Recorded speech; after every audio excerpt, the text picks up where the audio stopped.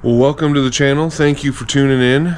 My name is Alan. This is Gibson Garage Speed Shop, and this is my 2006 Chrysler 300 with a 3.5 liter.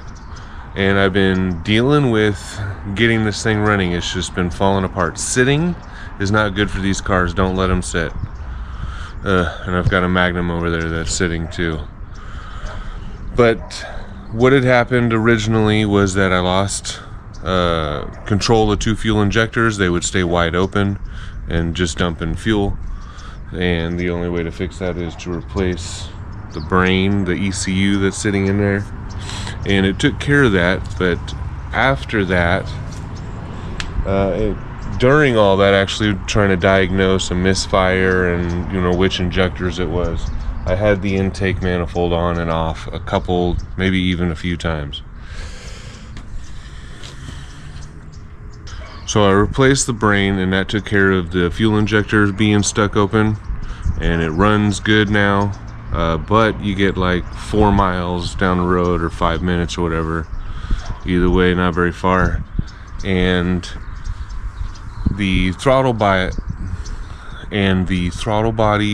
lightning bolt light comes on, and I have no throttle response, and it's chugging, and when you go to turn it off, it kind of diesels just for a moment. It takes a little longer than normal to just turn off, but you turn it back on and everything's fine. You're good to go for another 4 or 5 minutes or whatever. So I made an appointment at the dealership because I've tried the relearn process with the key. I've tried the relearn process with the gas pedal, and I did it successfully with the scan tool as well too, a couple times. I've tried a new throttle body, did the relearn procedure successfully that time. Light would always come back on no matter what I changed. Cleaned it out. I thought maybe it was corroded. So that's when I decided to take it in and try to let a more professional hand figure it out. And they said it was because $200 later for a diagnosis, by the way, it's because of the EGR tube back here is missing a grommet, and I have a code for a high vacuum leak. Now, I didn't have a high code for a high vacuum leak before then, so that's something that must have just come up on the trip from here to there. It's like a city away, 25 minutes away, so this is a 25-minute drive on the freeway. And that's something that must have shown up only then. But another strange thing is, in their defense, the light did not come on once during that whole 25-minute trip on the freeway going 65, almost 70, right? Didn't come on at all. The throttle body light. So maybe it does have something to do with vacuum. And whatever the condition is, it's not as serious at highway speeds, but through town, it is more noticeable. So we'll replace it, or see if we can put one in. I guess it doesn't have one, he said. And I'm going to do things the hard way, and I'm going to remove the windshield wipers and this cowl and this bar so we can get back behind there and see what's going on. And it's just a tube about 1 foot long or so, and there's 2 8mm bolts holding it onto a flange down here. And I think that's going to be easier than trying to remove the intake manifold and like work it into place. I think that's what put me in this position, was not removing the tube properly during the intake manifold removal and installation a few times. I didn't realize it was missing, so it kind of makes me wonder where it went. Alright, so first we gotta get the wiper blades off, and I'm gonna try a trick here. Gotta get this underneath. Got underneath there. We'll see if we can break this blade. No, that worked. Cool. And those look like 14 or 15s.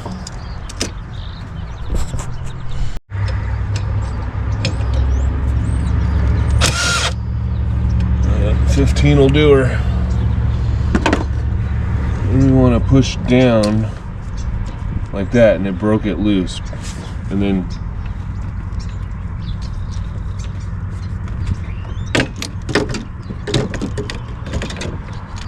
there's tension on this spring here, so you got to try to flatten it out and pull it off.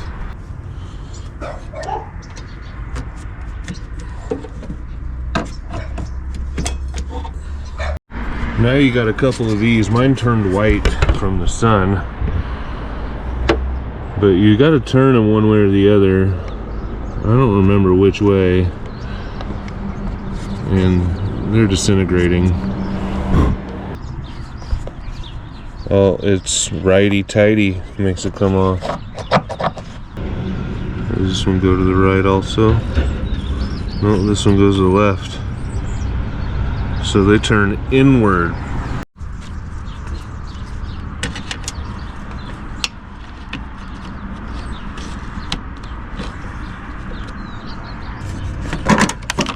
There we go. Ooh.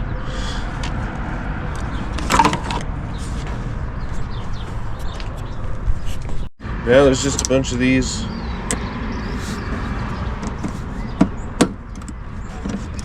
Clips here.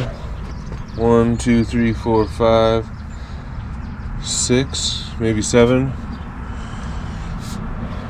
And then there's, in the far corner, these tiny little black ones. I have to get a pry tool for those.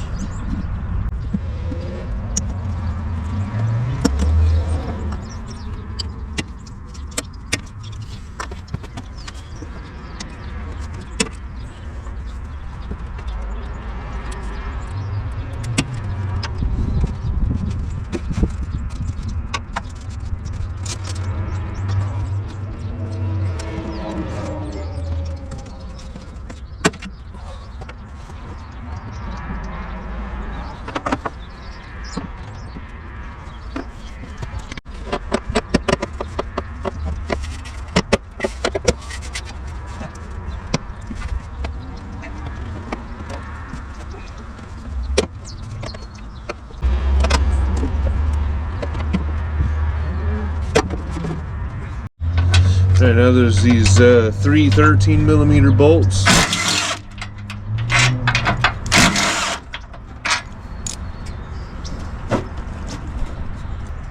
Oh, 4.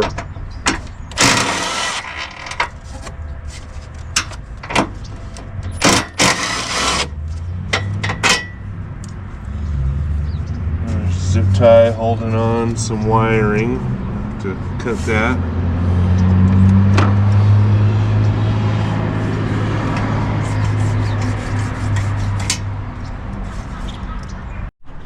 Okay, so it looks like it just sits in a grommet in a recess, so we should be able to slide this whole bar that way. We just got to get the computer bracket out of the way.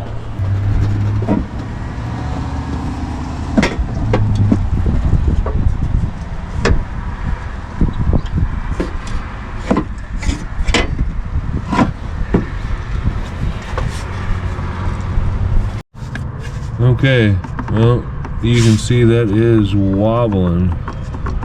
There's clearly a huge leak. That's not so hard.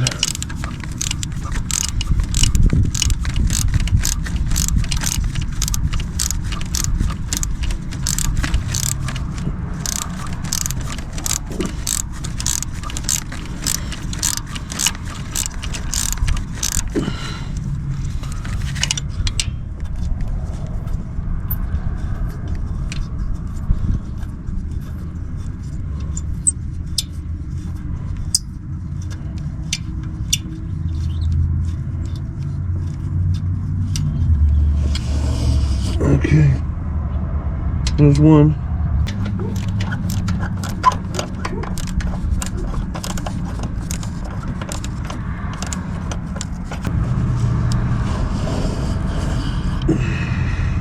Okay, now I gotta try to get off this motor.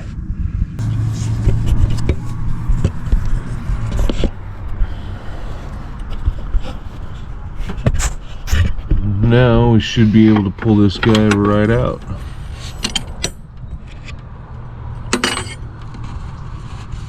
And no grommet at all.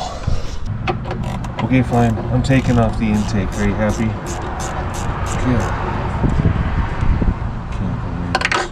I gotta double check and make sure that grommet isn't sitting inside somewhere. And we've just been getting lucky this whole time.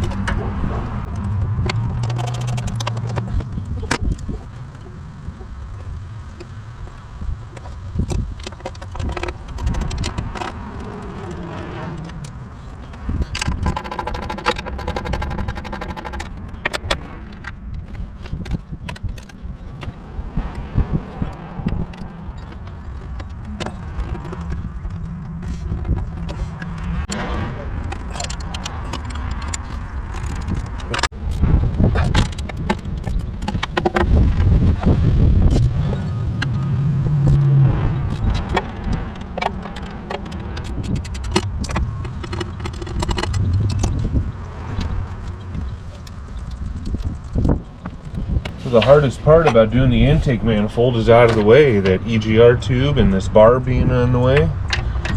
So now these can come straight up. Now we can come straight up. You won't believe what I just found. I'm looking down in here, see if I see the grommet.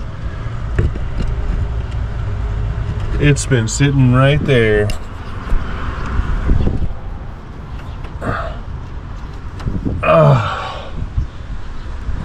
That means I don't even gotta go buy one.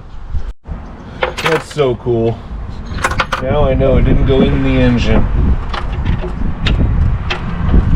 Just gotta line up the pegs. Just like that. Get all of these started, torqued. Alright, so the torque spec for these upper bolts are 105 inch-pounds.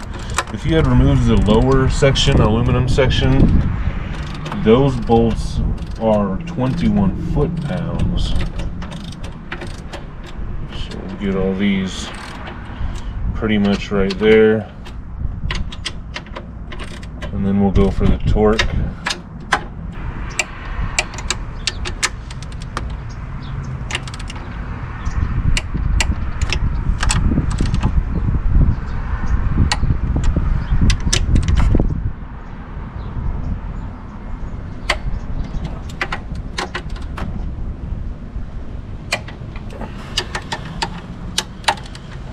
Plug everything back in, put these support bars back on, and tighten those back up.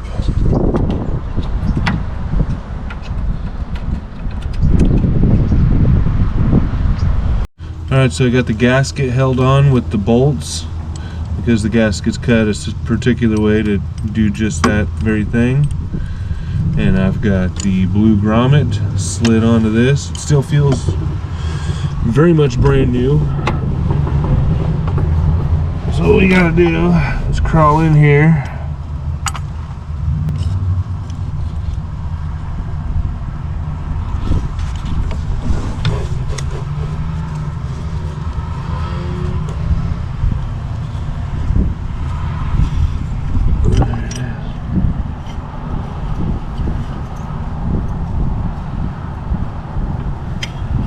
For a hole there.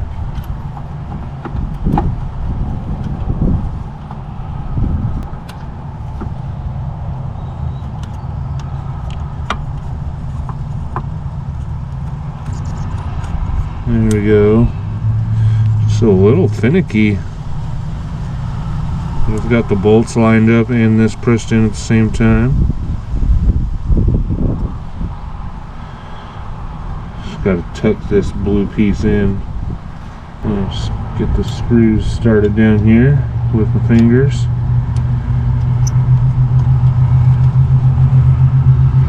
I got the outside one done.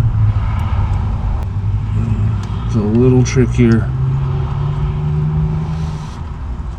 but I got it. Inside one is started. I can grab the ratchet, give her this way in, and that goes right in now.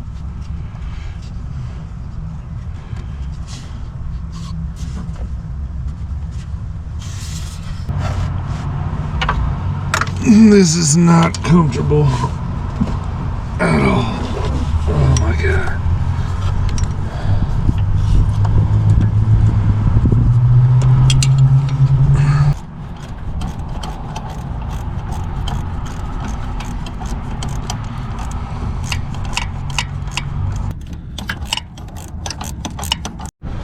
Now we can put on these hoses.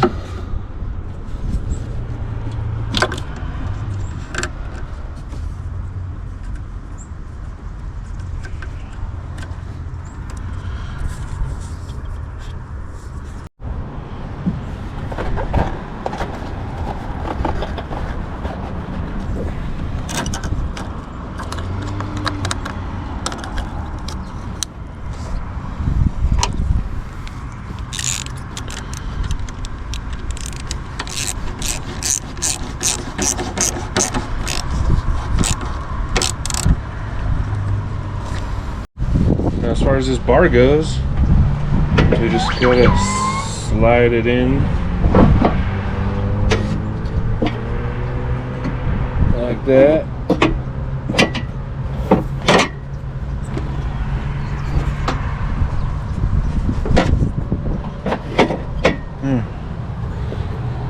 And that's in. Just remember to get all these bolts started before you tighten any of them down.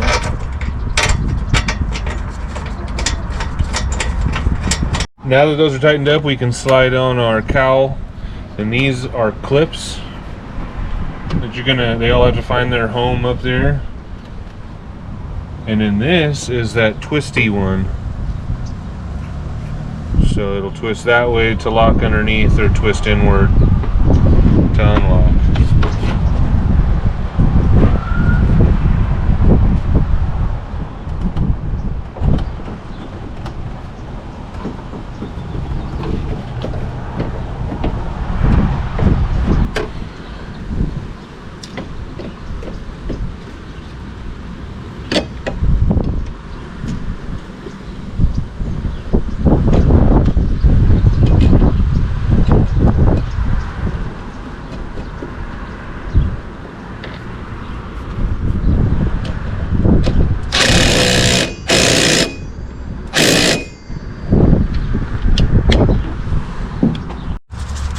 Yeah, I think that's how that goes.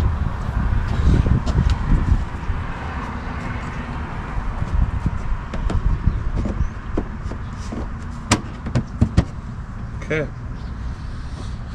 Now we've started up and drive it around town and see if the lightning bolt code comes back on. Well, there it is. I started it up and it idles a lot better, which I guess should be expected, because I thought it had a miss at first at an idle, but the guy and myself also never had any misfire codes. He had the air leak code that I didn't see on my end, but you know, we already went over that. But it seems to be idling better, and the lightning bolt light did not come on right away, so I think we took care of it. That's how you change it. That wasn't so bad, actually. I should have been doing it that way from the beginning. It's just about your mindset, right? You gotta just be like, this is happening whether I like it or not, so bite the bullet. And just got down and dirty, and it was actually pretty quick and easy, because I even removed the intake manifold that I didn't plan on doing. That turned out to be really fast. And if I hadn't, I wouldn't have found the grommet, and I'd have had to pay a whopping $3-4 extra on top of the $205 I spent on the diagnosis, just to tell me there's an air leak, and that grommet was sitting right there the whole time.